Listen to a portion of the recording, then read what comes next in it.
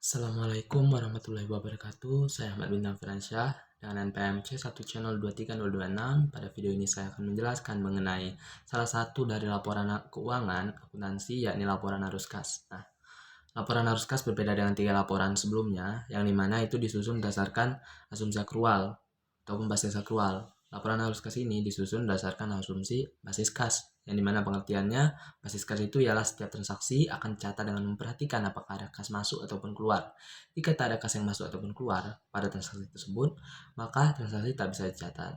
Nah, maka dari itulah isi dari laporan arus kas ini ialah informasi mengenai arus kas masuk dan arus kas keluar yang berasal dari aktivitas operasi, investasi, dan pendanaan untuk satu periode tertentu.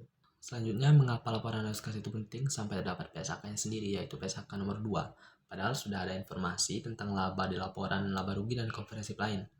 Hal itu dikarenakan laba yang diinformasikan pada laporan laba rugi tersebut bisa saja terindikasi ada manajemen laba, karena laporan laba rugi dan komprehensif lain ini itu menggunakan asumsi basis akrual yang memang bisa diatur sedemikian mungkin untuk memanajemen ataupun mengatur laba tersebut. Tujuan dari perusahaan mengatur laba itu ialah agar perubahan laba tiap periode itu mulus. Kenapa harus mulus? Ya karena investor yang menginvestasikan uangnya di perusahaan itu tentu tidak suka kalau laba tiap periode itu berubah secara drastis terus-menerus. Contoh perubahan drastis ini ialah misalnya laba pada perusahaan tersebut pada periode sebelumnya itu tinggi, tiba-tiba turun jauh, lalu tinggi lagi tiba-tiba. Nah, perubahan itu meningkatkan suatu resiko terhadap perusahaan tersebut. Nah, maka dari itu, manajemen laba dilakukan oleh suatu perusahaan. Saat ada indikasi manajemen laba, maka kualitas laba menjadi rendah. Dan untuk itu, laporan arus kas dibutuhkan. Terus timbul suatu permasalahan. Permasalahannya itu adalah asumsi pencatatan transaksi yang kita gunakan itu kan basis akrual. Nah, untuk membuat laporan arus kas ini kan harus menggunakan basis kas. Terus gimana? Maka solusinya ialah mengubah atau menyesuaikan laba bersih pada laporan laba rugi dan komprehensif lain yang dibuat berdasarkan basis akrual menjadi arus kas bersih yang sesuai dengan basis kas, sehingga laporan arus kas bisa disusun.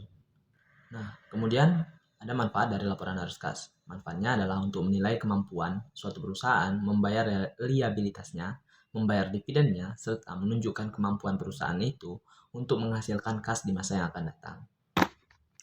Selanjutnya, laporan arus kas itu kan hanya menginformasikan arus kas masuk dan arus kas keluar, yang nanti diselisihkan. Kalau arus kas masuk lebih besar dari arus kas keluar. Selanjutnya, laporan arus kas itu kan hanya menginformasikan arus kas masuk dan arus kas keluar, yang nanti diselisihkan. Kalau arus kas masuk lebih besar dari arus kas keluar, maka kita menyebutnya kas bersih yang dihasilkan. Sebaliknya, kalau kas keluar lebih besar daripada kas yang masuk, maka kita menyebutnya dengan kas bersih yang terpakai.